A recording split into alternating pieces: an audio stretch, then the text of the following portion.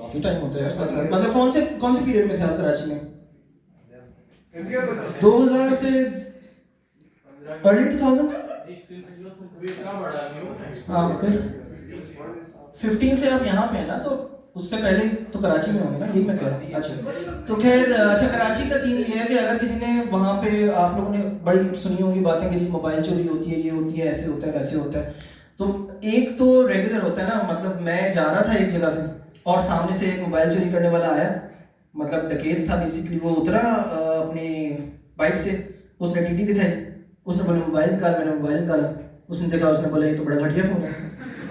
मैंने कहा यही है, मैंने उसे दे दिया।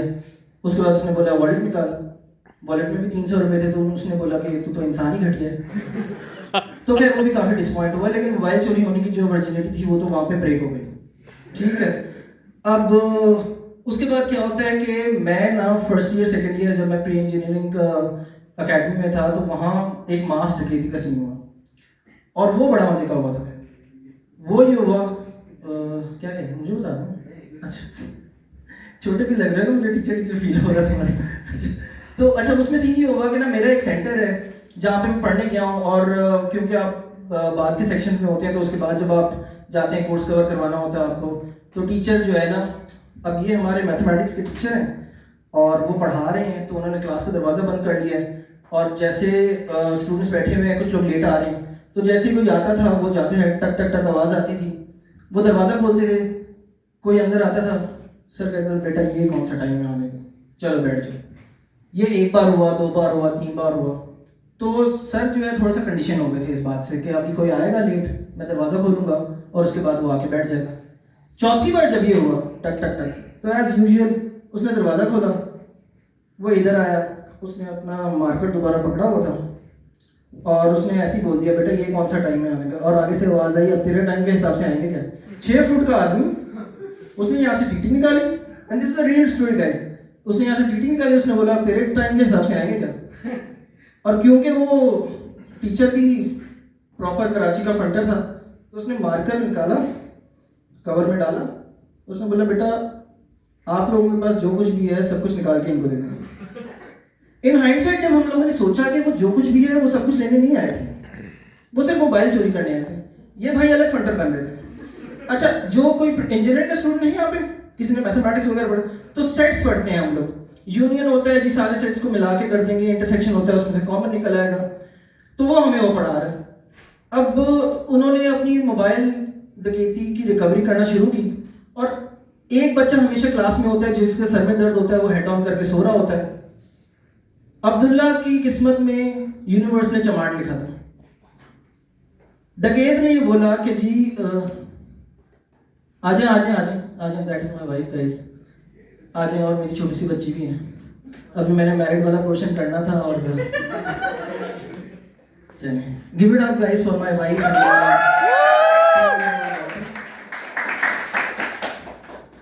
अच्छा तो अब्दुल्ला ने उसी वक्त ऊपर देखा और डकैत ने उसी वक्त कहा था कि सब अपना सर नीचे कर लें। अब्दुल्ला भाई उसी वक्त उठे थे, डकैत ने उसके मुंह पे चमाट मारा और फिर अब्दुल्ला नीचे हो गया। अब कराची के डकैत थे तो कोई तैयारी करके नहीं आए हुए थे, तो उन्होंने अब्दुल्ला का ही बैग लिया और मोबाइल उसी के अंदर डालना शुरू कर दिया। अच्छा अब 40-50 लोगों की क्लास है, सबने उन्होंने मोबाइल चोरी किया, लेके जा रहे थे, तो एक क्लास में बच्चा होता है जो हमेशा कहता है कि मिस मैंने तो होमवर्क किया है, इसने नहीं किया। तो ऐसे ही बच्चा खड़ा हुआ जिसने बोला कि भाई इन 2 लोगों का रह गया फोन। वो लोग वापस आए और बड़े डिलीजेंट से चोर थे और उनके उसका फोन लेके गए। अब इस सब के अंदर हमारा जो टीचर फंडर था ना, उसने बताया कि देखा बेटा, जैसे आप लोगों ने देखा कि आप सब लोगों का मोबाइल चोरी हुआ था और 2 लोगों का रह गया था, तो इस सेट को हम कॉम्प्लीमेंट सेट कहते हैं कि ये 2 बच्चे रह गए थे।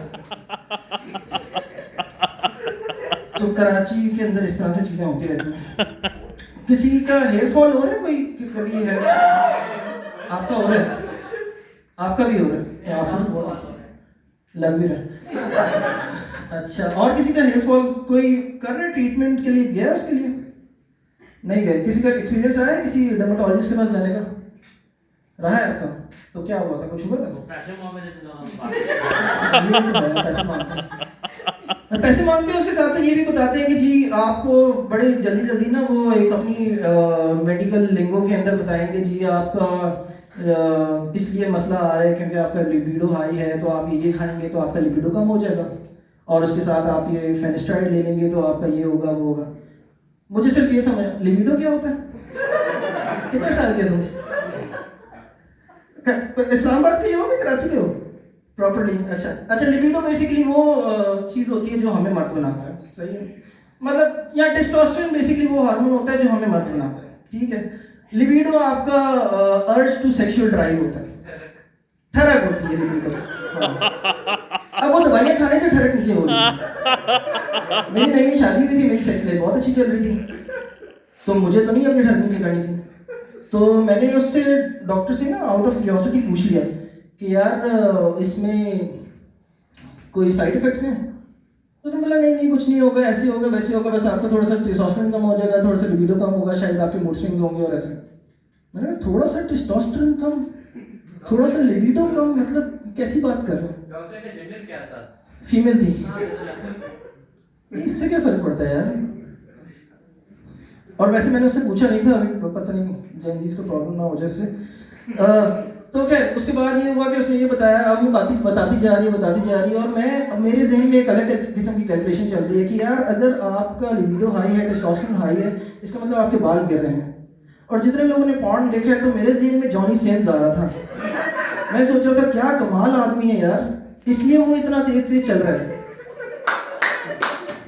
अब उसके बाद क्या हुआ कि मैंने जब ज़्यादा ये सोचा कि यार, तो मैंने अंदाज़ा ये लगाया कि अगर मुझे अपने बाल खड़े रखने हैं तो इसका मतलब है कि मुझे किसी और चीज़ को बिठाना पड़ेगा।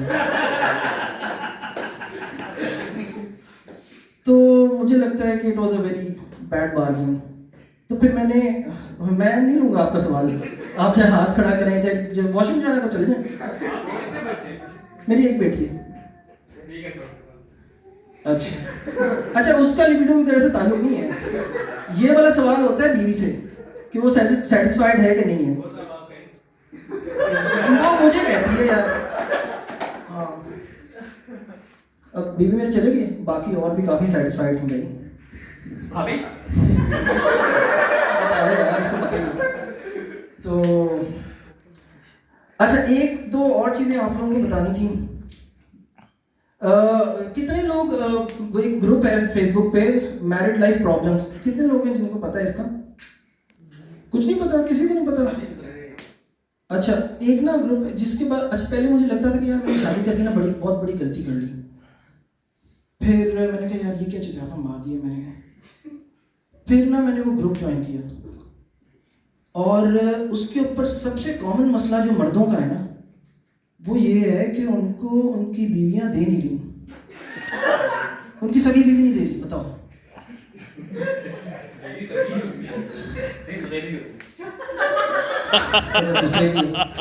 वो मैरिड है ना, आपको नहीं पता ना, अभी आप 5 साल बीवी से प्यार करना है, जरूरी नहीं है। तो खैर वहाँ पे ना प्रॉब्लम ये आया जो मैंने देखा कि यार मर्दों को बड़ा मसला आ रहा है। अब इसके अंदर ना इतने क्यूट लोग हैं हमारे पाकिस्तान के अंदर। एक भाई ने एक मसला लिखा हुआ कि यार मुझे ना मेरी बीवी जो है वो ब्लो जॉब नहीं देती, और एक बुजुर्ग उन्होंने कमेंट कर दिया, उन्होंने बोला वैसे भी इस्लाम में जॉब करना जो है वो मर्द की जिम्मेदारी है।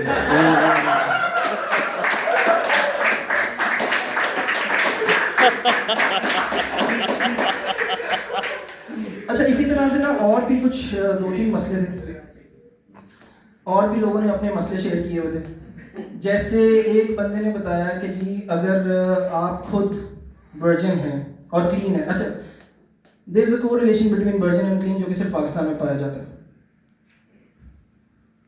अब वो क्या है वो मुझे भी नहीं पता।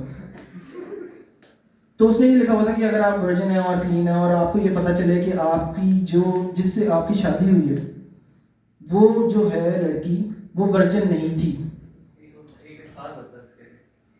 क्या होता है? एक तो पहली बात ये है कि एक अल्फाज नहीं होता, तुम्हें उर्दू भी नहीं आती, एक लफ्ज होता है। क्या होता है भाई उसके लिए लफ्ज? Sorry, not safe for work हो जाएगा ना। अरे नॉट सेफ, मैं इतनी देर से तो बातें कर रहा हूँ, ऐसी क्या नॉट सेफ फॉर वर्क हो जाएगा? बोलो ना।